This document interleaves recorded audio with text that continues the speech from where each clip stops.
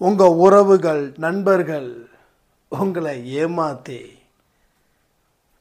தனிமையை கொடுத்து அதோட சேர்ந்து சித்திரவதையும் கொடுக்குறாங்க இல்லையா, அவங்கள காப்பாற்றுவதற்குத்தான் அவர் புறப்பட்டு விட்டார். தயவு செய்து இந்த கதவை மட்டும் மூடிடாதீங்க. இந்த கதவை எப்பயுமே திறந்து வைங்க. புறப்பட்டவர் இந்த கதவு மூடி இருந்தால் திரும்பி போயிடுவார். மறுபடியும் அவரை வர வைக்கிறதுக்கு நம்மால் அந்த சக்தி இப்பொழுது இல்லை. உங்களுக்கும் கடவுளுக்கும் அந்த அன்போ பக்தியோ இல்லை அவருக்கு ஒதுக்கப்பட்ட நேரத்தை நீங்கள் குறைச்சிங்கன்னா ஒரு இடைவெளி வரும். அந்த இடைவெளியில் ஆபத்தான புது புது மனிதர்கள் நெருங்குவார்கள், தோன்றுவார்கள். ஆபத்தான மனிதர்கள் உங்கள் வாழ்க்கையில் நல்லதாக செய்ய போகிறாங்க. அப்போ அந்த இடைவெளி இருக்குது. நேரத்தை ஒதுக்கலைன்னா நிச்சயமாக இந்த பதிவு உங்களுக்கானது தான். இப்படிப்பட்டவர்கள் இறுதி வரை கடவுளை தேடிக்கொண்டே இருப்பார்கள். எந்த பலனையும் அனுபவிக்காமலே இந்த உலகத்தை விட்டு போகக்கூடியவர்கள் அநேகர். அந்த அநேகரில் நீங்கள் மாட்டிக்க கூடாதுன்றது தான் அன்பே சாயில் இருக்கக்கூடிய சாயப்பாவோட விருப்பம். இந்த பதிவை முழுவதுமாக கேளுங்க. உங்கள் அத்தனை கேள்விகளுக்கும் பதில்கள் நிச்சயமாக இந்த பதிவில் கிடைக்கும். கதவை தயவு செய்து க்ளோஸ் பண்ணாதீங்க.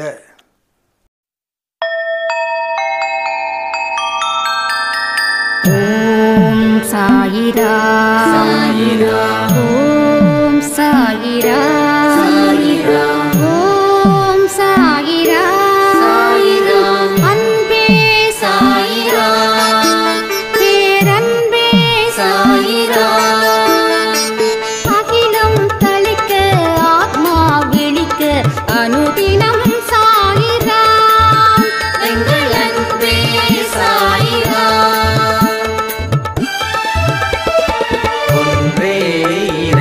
ஒன்றே பூமிக்கென்றும் சாயிரா, சரணம் சாயிரா, நன்றே செய்து வாழ்வோம், நாம் ஒன்றே செய்து வாழ்வோம், அன்பே சாயிரா.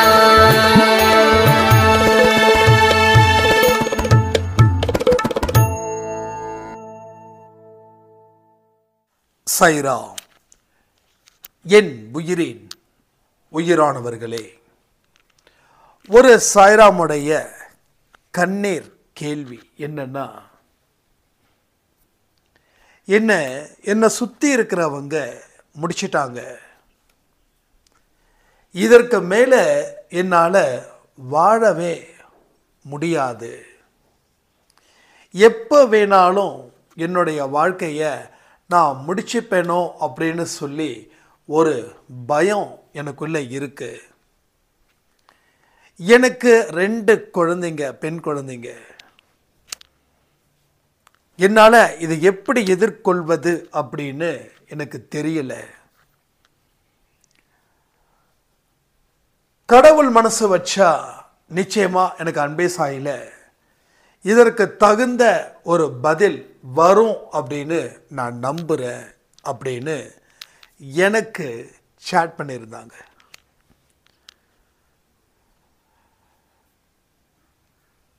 ஸோ இவங்க சேட் பண்ணதை சாய்ப்பா என் கண்ணுக்கு முன்னாடி நிறுத்துறாரு. ஏன்னா இப்போ அவங்களுக்கு தேவை இந்த மெசேஜ்.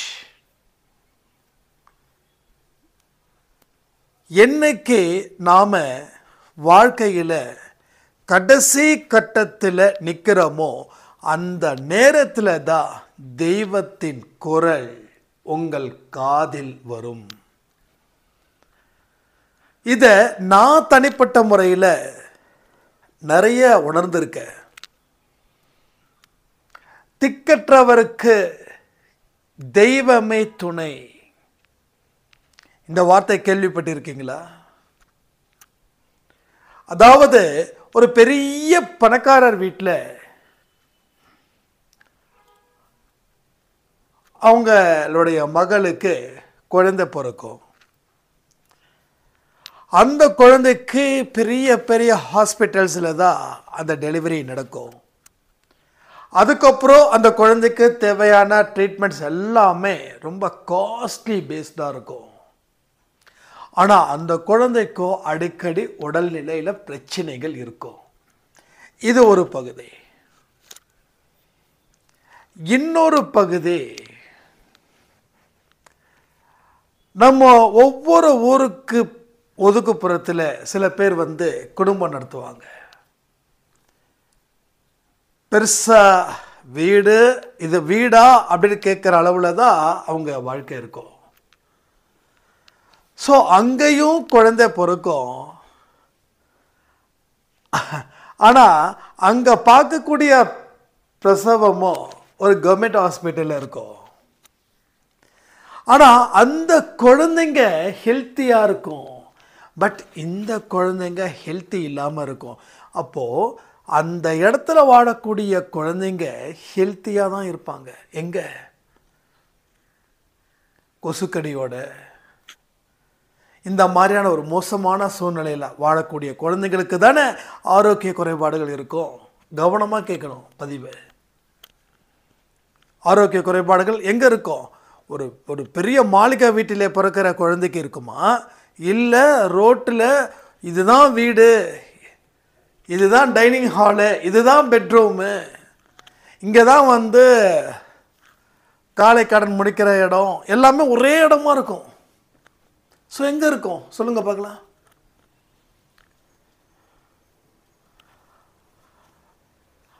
அப்போ கடவுள் எங்க சப்போர்ட் பண்ணுறாரு, எங்க காப்பாத்துறாரு, எங்க பாதுகாப்பு கொடுக்கிறாருன்றதை நீங்கள் தெரிஞ்சுக்கணும். அப்போ அந்த திக்கற்றவருக்கு தெய்வமே துணை அந்த ஃபார்முலாவை இங்கே அப்ளை பண்ணலாமா? ஸோ அப்ளை பண்ணிடலாம். எத்தனையோ ஹாஸ்பிட்டலில் காட்டியும் அந்த குழந்தைக்கு எல்லா குழந்தையும் நல்லா இருக்கணும். நான் அப்படி சொல்லலை, மீன் பண்ணலை. பட் பாருங்க, இந்த குழந்தைங்க இருக்கக்கூடிய ஹெல்த்தி பெரிய பெரிய பணக்காரர்கள் வீட்டில் அந்த குழந்தைகள் ஹெல்த்தியாக இல்லை. இதை நான் சொல்லணுன்றதுக்காக நீங்கள் ஒத்துக்கணும்னு இல்லை, ஜஸ்ட் நீங்கள் ட்ரை பண்ண, நான் சொன்னதை கொஞ்சம் யோசிச்சு பாருங்க. ஸோ கொரோனா வரும்போது கூட அதிகமாக இருந்தது பார்த்தீங்கன்னா அவங்க இல்லை.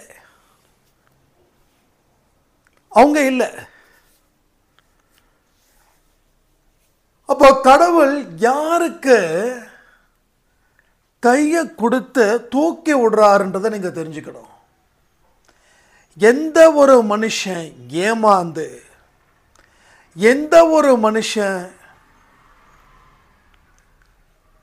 யாரும் இல்லை அப்படின்னு விரக்தியில் இருக்கும்போதோ அவனுக்கு அங்க சாயப்பா கை கொடுத்து நான் இருக்கேன்டா அப்படின்னு சொல்லி ஒரு அழகான அற்புதமான வாழ்க்கையை அமைச்சு கொடுத்துருக்காரு.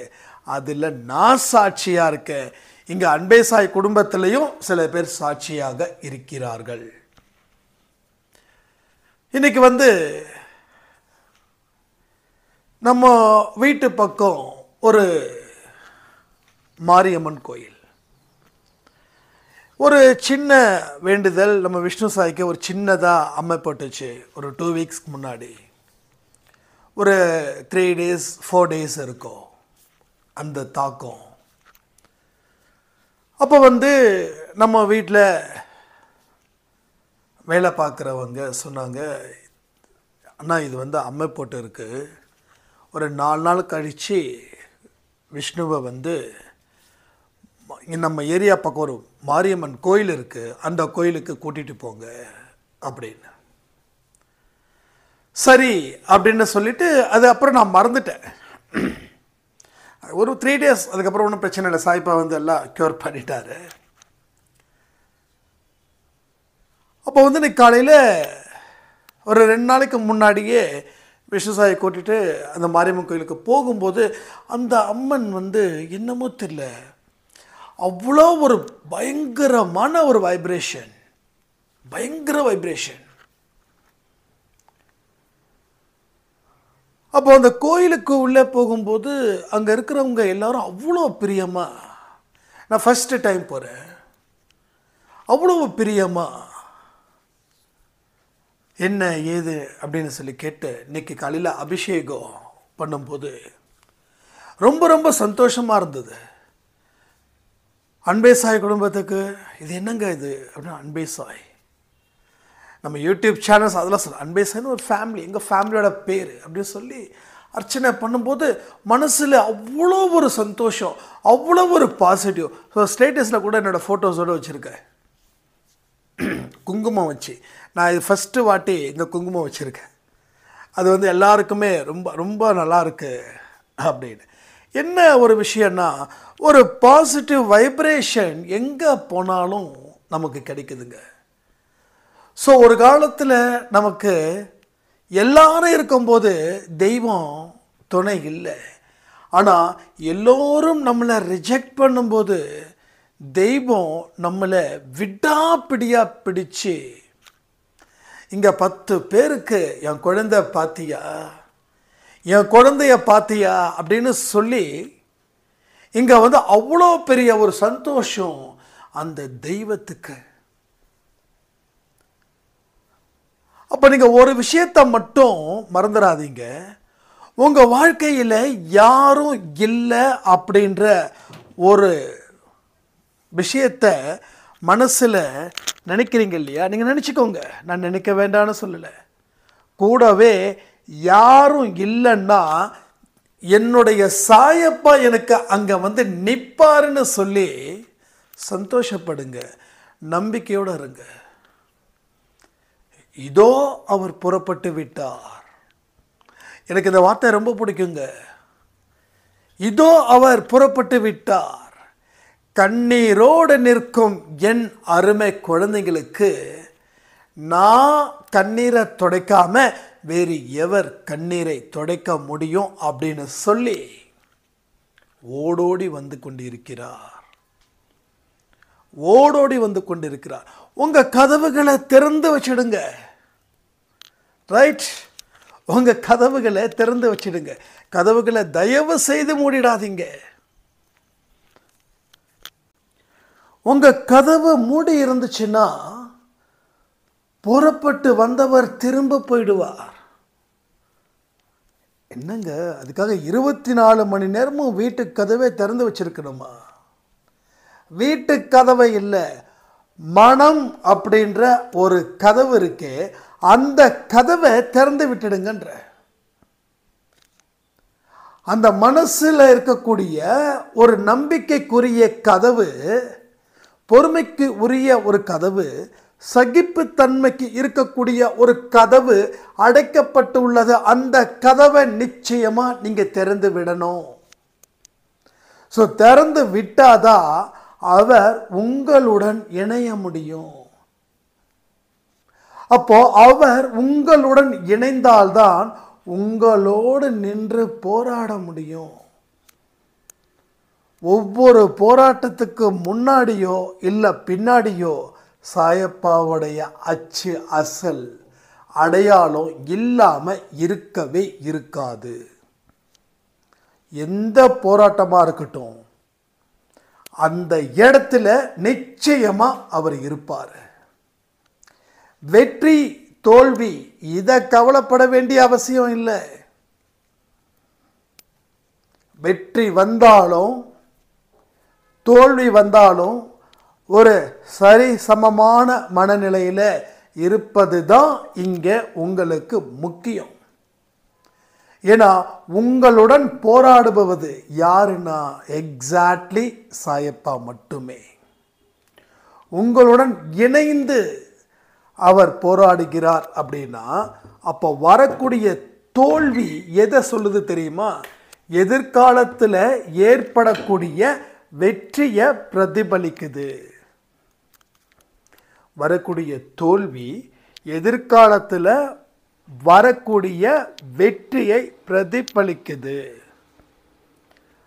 அப்போ ஒரு போராட்டமும் உங்களுக்கு வெற்றியை தரும். அதனால் தோல்வி வந்துடுச்சுன்னு சொல்லி ஃபீல் பண்ணக்கூடாது, வெற்றி வந்துடுச்சுன்னு சொல்லி சந்தோஷப்படவும் கூடாது. ஏனென்றால் உங்களுடன் இணைந்து போராடுவது சாயப்பா. அதை நீங்கள் உணரணும். கடவுள் 2 சாய்ஸ் தான் உங்களுக்கு கொடுக்குறாரு. ஒன்று வாழு, இல்லை வாழாமல் போ. ஒன்று வாழ்ந்துடு, இல்லை வாழாமல் போ.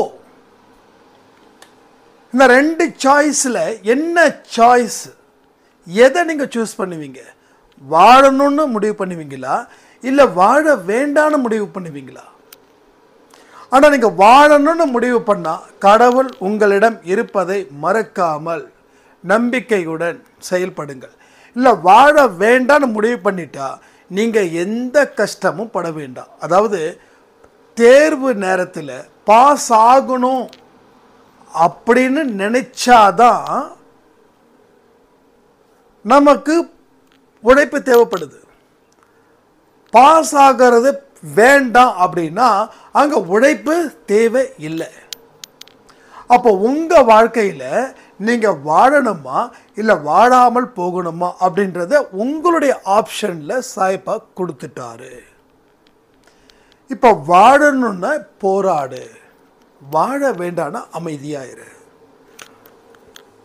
அப்போ உங்களுக்கு தான், உங்களுக்குன்னா யாரு, உங்களுக்கு யாரு போராடாமல் இப்போ வரைக்கும் இருக்கிறீங்களோ உங்களுக்கு வாழணுன்ற அவசியம் இல்லை. நீங்கள் முடிவு பண்ணிட்டீங்க, நீங்கள் தெளிவாக முடிவு பண்ணிட்டீங்க, வாழணுன்ற அவசியம் எனக்கு இல்லை. அப்போ வாழணுன்ற அவசியம் இருக்குது அப்படின்னா நாம் அடுத்த ஃபோக்கஸ் வாழ்க்கையில் வைப்போம்.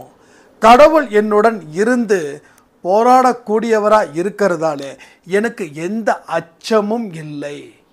எந்த அவமானம் வந்தாலும் நான் அதை தாங்கிப்பேன்.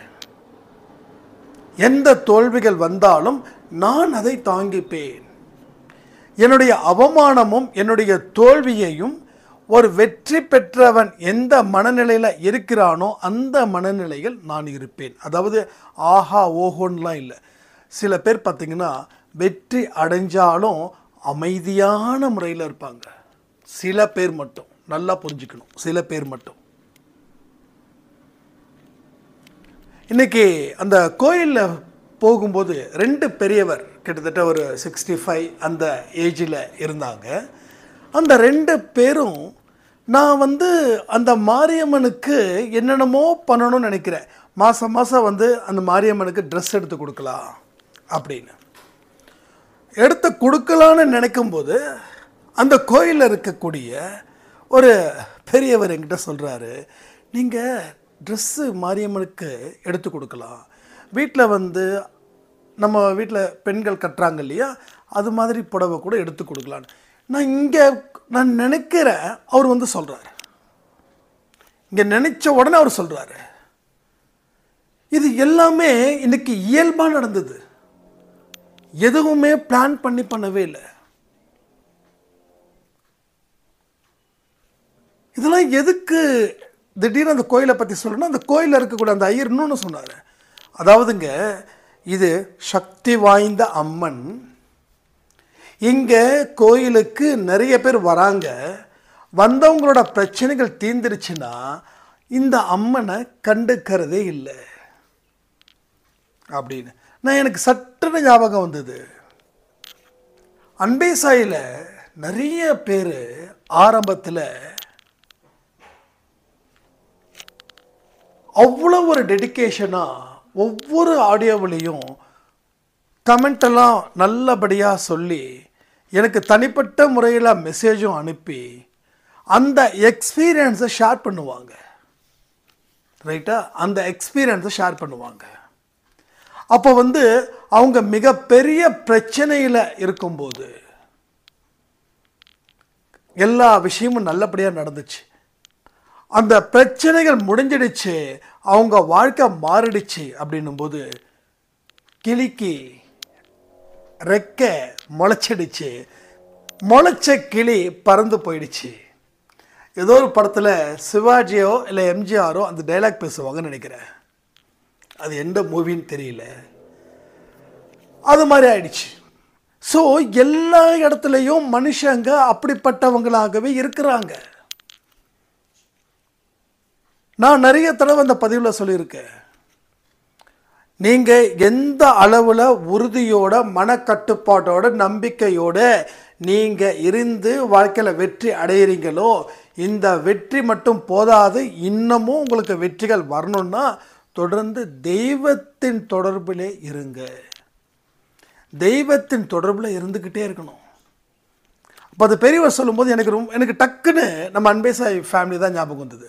ஆமாம், ஒரு காலத்தில் ஒரு காலம்னா நான் 10 வருஷம்லாம் இல்லை, 2019 ஆர் 2020 அப்போலாம் பார்த்திங்கன்னா ரெகுலராக கமெண்ட்ஸ் வரும். சைராம் அது, சைராம் இது, நல்லா இருக்குது, நான் லைஃப்பில் நிறைய சேஞ்சஸ் நடக்கு, சாய்பாவுக்கு நன்றிகளை சொல்லிக்கிட்டே இருக்குன்னு சொல்லி எத்தனையோ மனிதர்கள். பட் இன்றைக்கி அவங்கெல்லாம் காணோம். அவர் சொன்னதை உடனே எனக்கு டக்குனு ஞாபகத்துக்கு வந்தது. ஆமாம்ல, நம்ம குடும்பத்திலே அப்படி தானே இருக்குது, ஸோ எல்லா இடத்துலையும் அப்படி தான் இருக்குதா அப்படின்னு.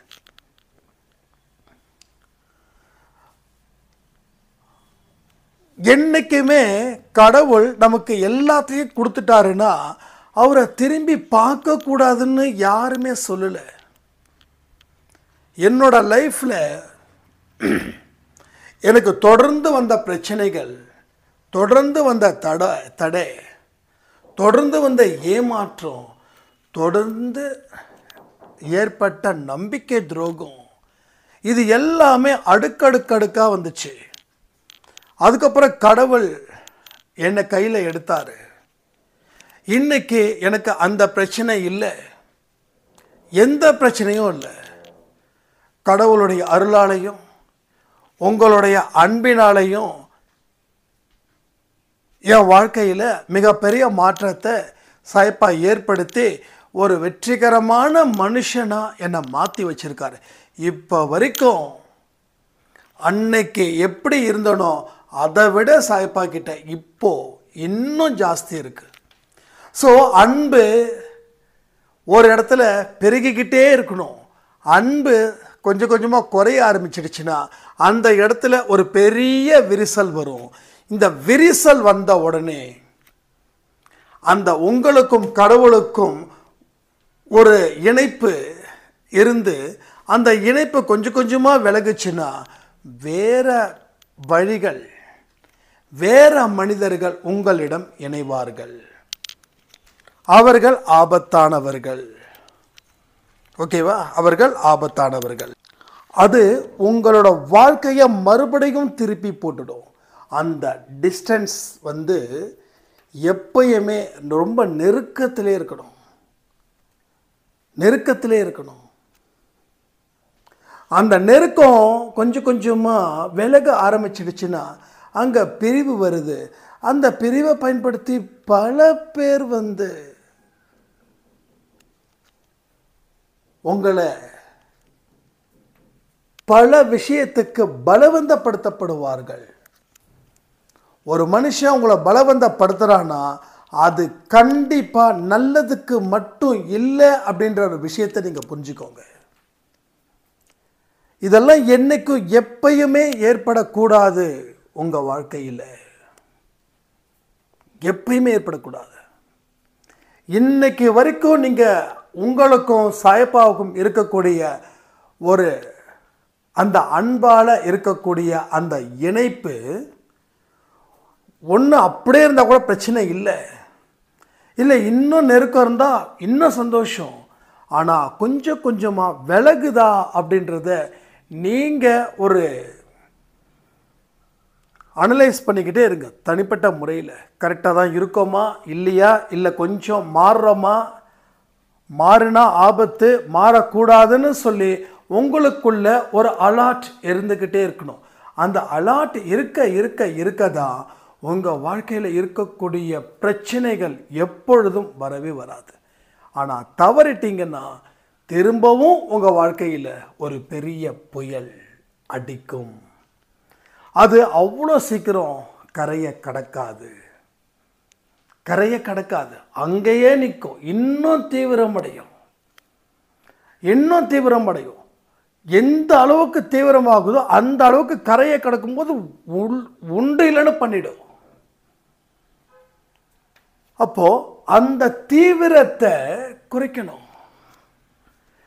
தீவிரம் ஜாஸ்தியாகிடுச்சுன்னா நம்மளை காப்பாற்றிக்க நம்மளாலேயே முடியாது, அடுத்தவங்களை எதிர்பார்த்து காத்திருக்கவும் முடியாது.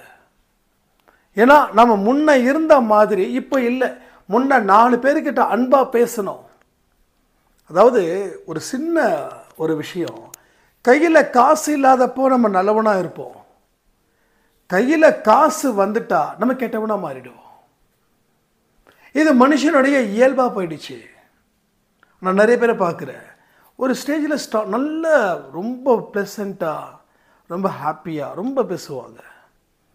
அன்பே சாயில் பொதுவாக சொல்கிறேன், கொஞ்சம் வளர்ந்துட்டாங்க அப்படின்னா அவங்க நடை என்ன, அவங்க உடை என்ன, அவங்க பாவனை என்ன, என்னமோ வாழ்க்கையில் இதுதான் இனி நிரந்தரம், இதுக்கு மேலே தான் போவோமே தவிர கீழே விடமாட்டோன்னு நினச்சி வாழ்ந்துக்கிட்டு இருக்கக்கூடிய மனிதர்களும் இருக்காங்க.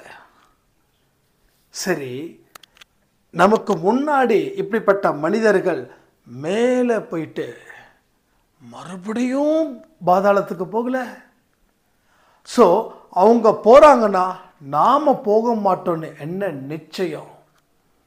அப்போ நாம் மேலே மேலே போகணுன்னா ஒரே விஷயந்தான், ஒரே விஷயம், எந்த நேரத்திலையும் உங்களுடைய கேரக்டர்ஸை எப்பொழுதும் எங்கேயுமே மாற்றவே மாற்றாதீங்க.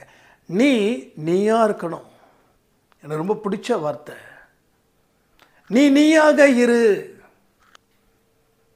எப்படி காசு இல்லாமல் இருக்கும்போது எல்லோருக்கிட்டையும் அன்பாக இருந்தியோ அக்கறையாக இருந்தியோ, இப்போ நீ கோடீஸ்வரன் ஆனாலும் அதே அன்பா அதே அக்கறையாக ஏன் இருக்க மாட்டேன்ற?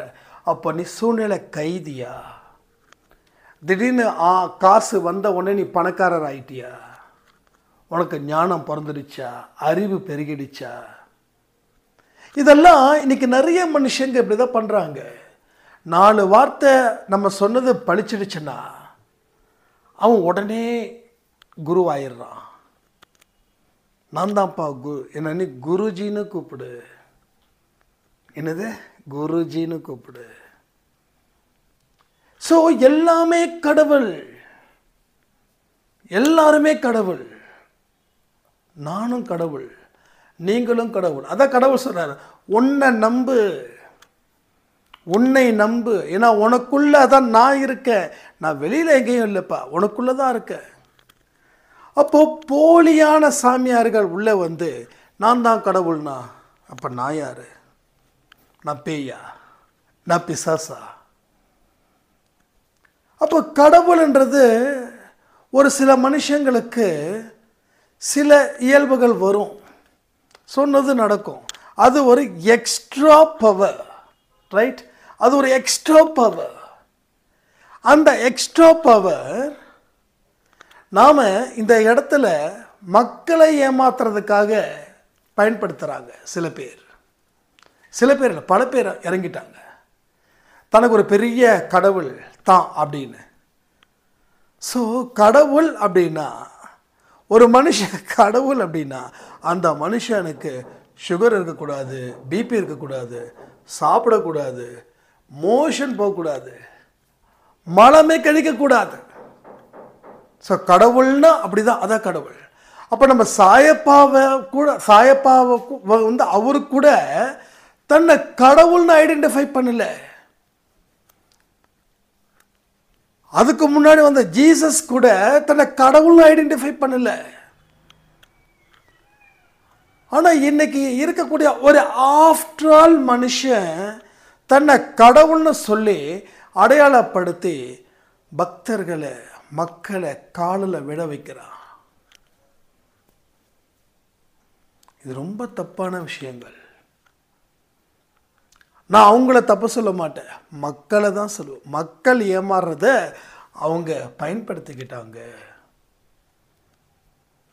அப்போ அவங்கள நான் குறை சொல்லவே இல்லை. உண்மையிலே அவங்களுக்கு எக்ஸ்ட்ரா பவர் இருக்குது. ஆனால் பவர் இருக்கிறதால அவங்க கடவுளாயிட முடியாது. இப்போ அவங்களுக்கு அந்த எக்ஸ்ட்ரா பவர் இருந்துச்சுன்னா 2020 கொரோனா. ஸோ நம்ம தமிழ்நாட்டில் இந்தியாவில் மட்டும் போலீஸ் சாமியார்கள் உருவாகலை, உலகத்திலேயே உருவாக்கியிருக்காங்க. அப்போ உலகத்தையே தாக்குச்சே கொரோனா, அந்த எக்ஸ்ட்ரா பவரை வச்சு அந்த கொரோனாவை நிறுத்த வேண்டியது தானே. நிறுத்தி இருக்கலாம்ல, உனக்கு தான் பவர் இருக்கேப்பா. ஃபஸ்ட் அலையில் 2வது அலையில் நம்ம மக்கள் எப்படி இறந்து போனாங்க, அதை பார்க்க பார்க்க நமக்கு வயிற்றில் என்ன ஒரு மாதிரி பண்ணல.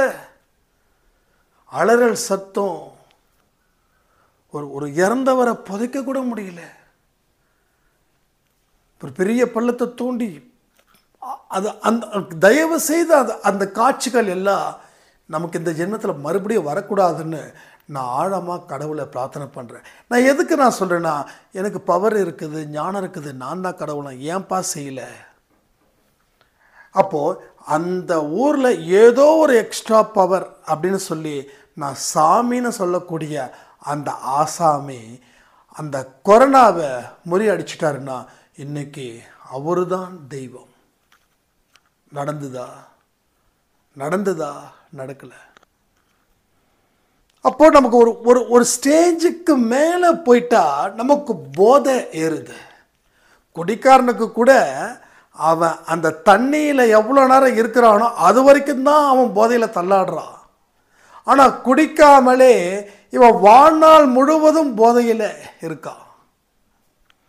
அப்போது ஒவ்வொரு மனுஷனும் ஒரு ஸ்டேஜை தாண்டிட்டா போதைக்கு போயிடுறோம். இனிமே எல்லாமே நமக்கு தான். இனி நம்ம வாழ்க்கை வேற லெவலில் போகுது, வேற லெவலில் போகாது. என்னைக்கு ஆணவம் உள்ள வந்துச்சோ, என்னைக்கு நம்மளை தாண்டி எவனும் எதுவும் இல்லைன்னு நினைக்கிறோமோ அன்னைக்கே நம்ம கீழே விட போகிறோன்னு அர்த்தம். கீழே விழுந்துட்டா டெஃபினட்டாக மறுபடியும் ஒரு லிஃப்ட், அதாவது மறுபடியும் அந்த வாழ்க்கை கிடைக்காதுங்க. என்கிட்ட நிறைய பேர் கண்ணீர் விடுறாங்க.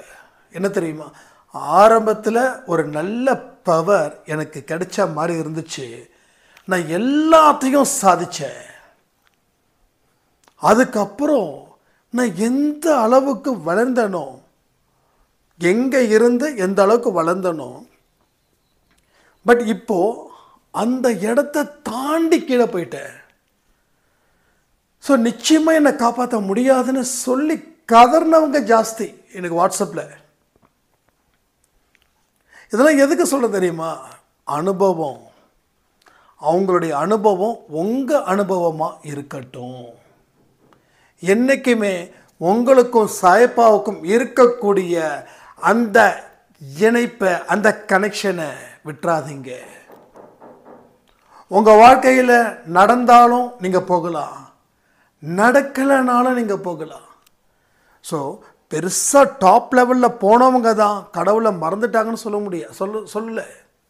பட் இன்னொரு கூட்டமும் இருக்குது. என்ன தெரியுமா, நான் வந்தேன், கடவுள்கிட்ட பிரார்த்தனை பண்ணேன், எனக்கு எதுவுமே நடக்கலை, அதனால் எனக்கு இவர் வேண்டாம், இன்னொருத்தரை நான் வழிபாடு செய்கிறேன். எனக்கு இந்த லாஜிக் மட்டும் புரியல. ஒரு கடையில் பொருள் நல்லா இல்லைன்னா இன்னொரு கடையில் பொருள் நல்லாயிருக்கும். ஒரு மனுஷன் ஏமாற்றிட்டான்னா இன்னொரு அவன் கெட்டவன் ஏமாற்றிட்டான், அப்போ இன்னொரு நல்லவன் ஏமாற்ற மாட்டான். அப்போது சாய்ப்பா வந்து உங்களுக்கு கெட்டவரா? இப்போ சாய்ப்பா வந்து ஏமாற்றிட்டாரா? அப்போ சாய்ப்பா ஏமாற்றிட்டாரு, சாய்ப்பா கெட்டவர், அதனால் நீங்கள் வேற ஒரு கடவுள்கிட்ட தேடி போகிறீங்க. நான் வந்து எல்லா கடவுளையும் வணங்க சொல்கிறேன். எல்லா கடவுளும் ஒரே சக்தி தான். கடவுளோட டெஃபினேஷன் வந்து சேம், அதில் எந்த மாற்றமும் இல்லை. ஆனால் கடவுள் எனக்கு அருள் தரலை, எனக்கு அருள் பாவிக்கலை, என் வாழ்க்கையில் பிரச்சனைகள் தீர்த்து வைக்கல கடவுள் அப்படின்னு சொல்லி இங்கே இருந்து அங்கே போகிறது உலகத்தில் மிகப்பெரிய நகைச்சுவை. நீங்கள் கடைசி வரைக்கும் கடவுளை தேடிட்டு தான் இருப்பீங்க. ஏன்னா உங்களுக்கு எந்த பலனுமே கிடைக்காதுன்றத அழுத்தம் திருத்தமாக சொல்கிறேன். அப்போ எல்லா கடவுளும் ஒரே கடவுள்.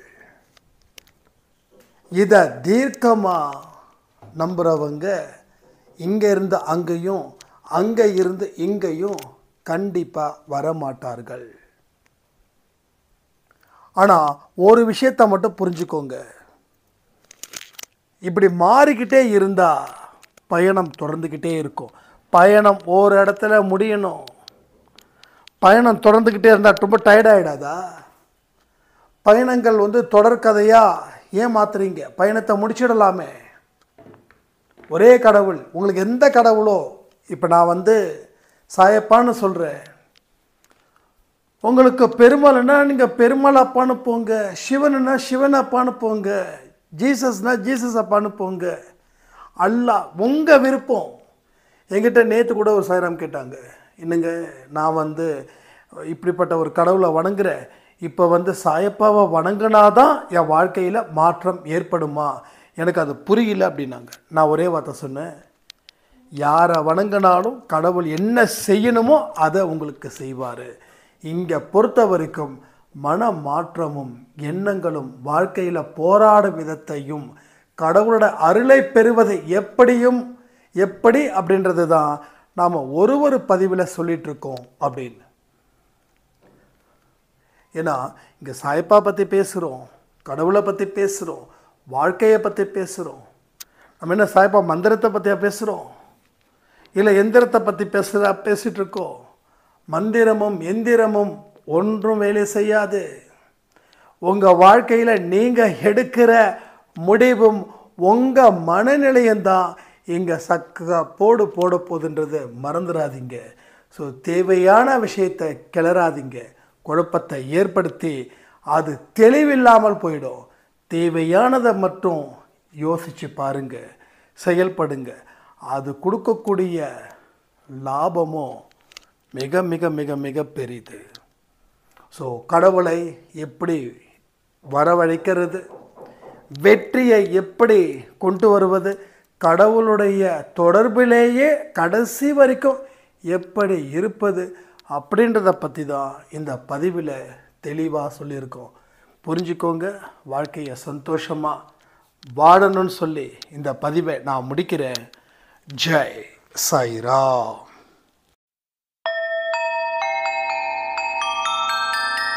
ஓம் சாயிராம்.